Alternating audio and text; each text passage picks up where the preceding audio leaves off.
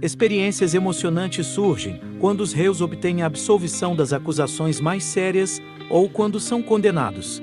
Explore conosco alguns desses casos neste vídeo repleto de intensidade emocional. Daniel Villegas. Daniel, que tinha 16 anos na época, foi acusado de atirar em 4 pessoas na noite de 10 de abril de 1993. Os 4 jovens estavam voltando de uma festa para casa quando um carro parou ao lado deles e alguém do lado do passageiro começou a atirar. 2 dos jovens morreram no local. Os outros 2, Jesse e Juan, sobreviveram, mas não conseguiram identificar o atirador. Em uma busca pelos criminosos, a polícia prenderam 2 jovens, Daniel e o primo dele, Davi Rangel, 17 anos. Davi disse à polícia que seu primo, Daniel, disse que havia atirado nos jovens com uma espingarda de cano cerrado, mas acrescentou que tinha certeza de que o adolescente estava brincando, já que muitas vezes se gabava de coisas que na verdade não tinha feito. Daniel foi algemado a uma cadeira, interrogado e ameaçado. Apavorado, concordou em prestar depoimento. Ele retratou sua confissão algumas horas depois de assinar sua sentença de culpa. Ele disse a um oficial de liberdade condicional juvenil que ele era inocente e só confessou porque a polícia o estava assediando. Ele foi acusado de 2 homicídios e 2 tentativas. A história dele começou a mudar só em 2007, quando John Mimbella, um empreiteiro, decidiu ajudar. Ele acreditava que ele realmente era inocente do duplo homicídio. Ele havia acabado de se casar com a ex-cunhada do preso. Quando John levava as filhas para visitar os avós, que são os pais do Daniel, ele ouvia falar sobre um filho que estava na prisão mas era inocente. Mesmo assim, ele foi condenado à prisão perpétua. John não prestava muita atenção no início.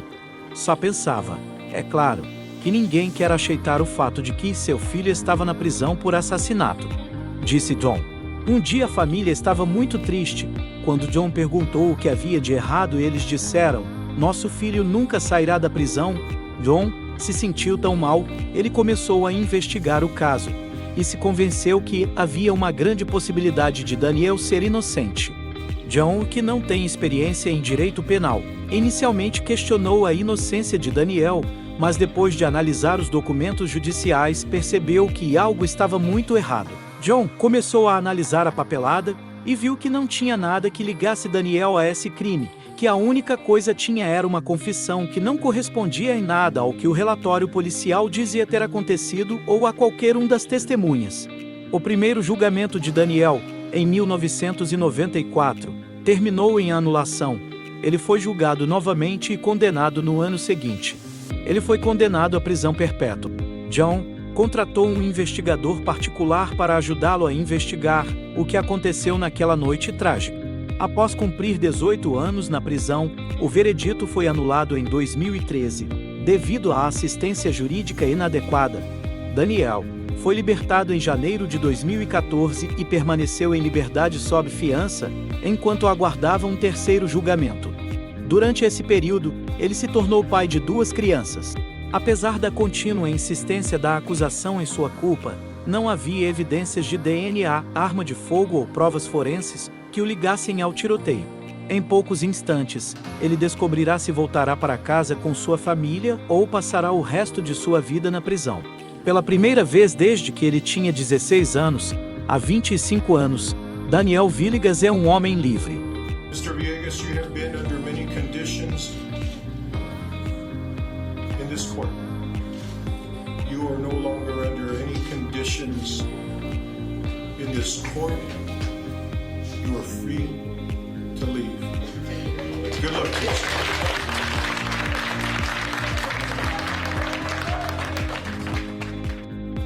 Neste momento, direcionamos nossa atenção para Cleveland, Ohio, mais especificamente para o Tribunal de Apelações Comuns do Condado de Cuyahoga, onde a sentença está prestes a ser proferida para o condenado em série, o assassino Michael Madison. Madison foi considerado culpado de 3 acusações de homicídio qualificado, resultantes dos terríveis atos de homicídio e mutilação de 3 jovens em Ohio. Durante a audiência, Van Terry, o pai de uma das vítimas de Madison se aproxima do pódio para expressar seu impactante depoimento como vítima. Neste momento, Sr. Terry está a poucos metros de distância do homem que cruelmente tirou a vida de sua filha. O olhar dele se cruza, criando uma tensão no tribunal. Pouco depois, Sr. Terry então parte para cima do Madison.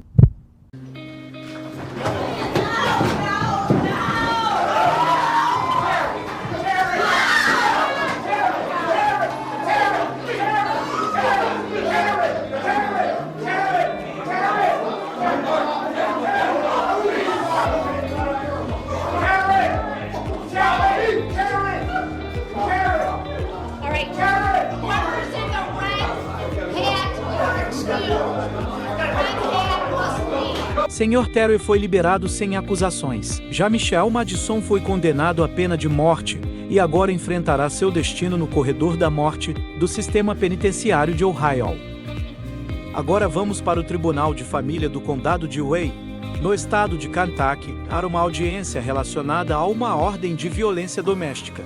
Essa ordem foi solicitada por um marido contra sua ex-esposa, Melissa Hardwick. Melissa estava constantemente interrompendo a juíza. A juíza solicitou que ela cessasse suas interrupções, ao que Melissa argumentou que não estava causando interrupções deliberadas no tribunal. No entanto, ela continuou a interromper a juíza, que acabou emitindo uma ordem de prisão de 10 dias contra Melissa.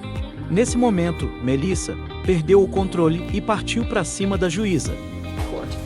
Go now.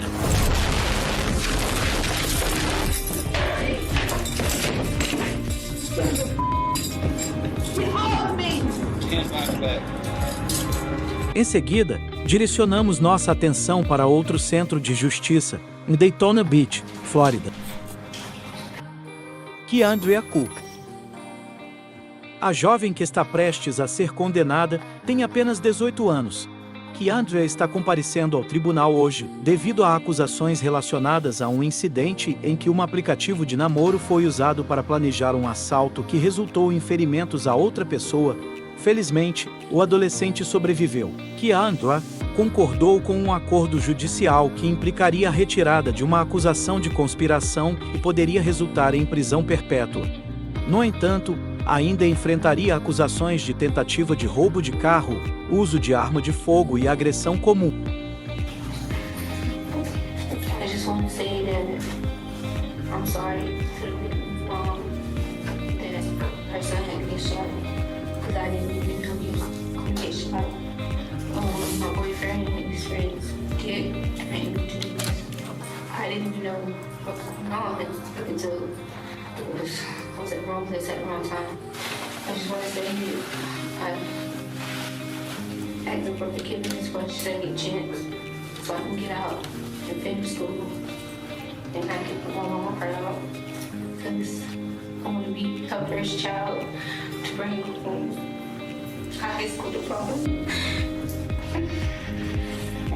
And I just want to make my mama proud because Agora, a juíza está prestes a proferir a sentença de Keandria, enquanto seus entes queridos aguardam ansiosamente. O juiz fala: a senhora Keandria, perante este tribunal, enfrenta uma situação séria.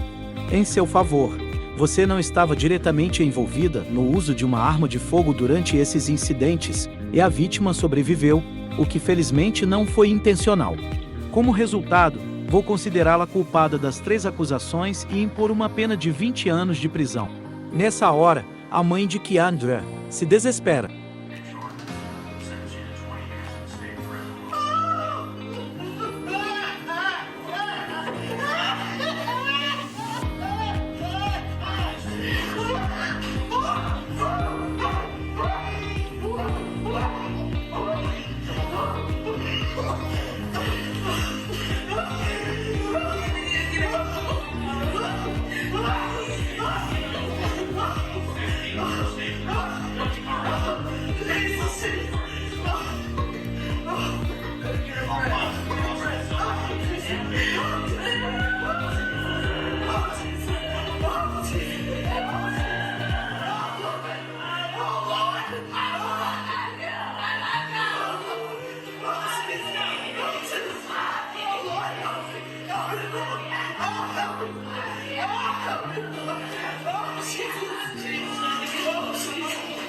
Esse é um dos casos mais notórios que resultaram em um impactante veredicto de inocência.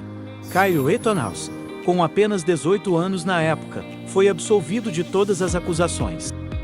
Em agosto de 2022, tumultos que inflamaram as ruas em Kenosha, Wisconsin, após o tiroteio de Jacob Blake, um homem negro, por um policial branco. Rittenhouse, então com 17 anos, estava armado com um fuzil AR-15 e disparou contra 3 homens, resultando em 2 mortes e um ferido. A defesa de Rittenhouse argumentou que ele agiu em legítima defesa, temendo por sua vida. Após dias de deliberação, o júri anunciou seu veredicto, declarando Rittenhouse inocente em todas as acusações. Rittenhouse not guilty. Members of the jury, these are your unanimous verdicts. Is there anyone who does not agree with the verdicts as read?